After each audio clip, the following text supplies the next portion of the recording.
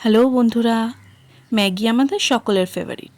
আর সেই ম্যাগি যদি পিৎজায় কনভার্ট হয়ে যায় তাহলে চলুন তাহলে আজ বানাই ম্যাগি মশালা পিৎজা।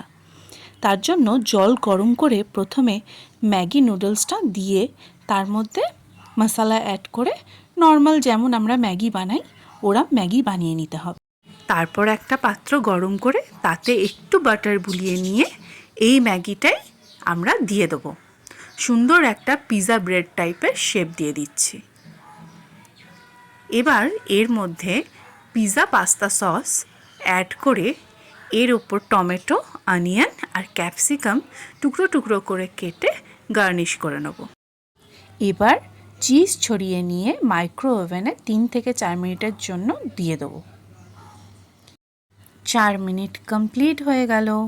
এবার এই পিৎজাটাকে না বার করি আমরা মাইক্রো ওভেনের এই কিপ্যাডটার মধ্যে গ্রিল অপশানটাতে ক্লিক করব। দেন 2-3 মিনিটের জন্য গ্রিল করে নেব যাতে ওপরের ভেজিসগুলোর কাঁচা ভাবটা কেটে যায়। 2 মিনিট গ্রিল কমপ্লিটের সাথে আমার পিৎজাটাও কমপ্লিট হয়ে গেছে বানানো। দেখুন কি সুন্দর কালারফুল লাগছে আর একদম গরম।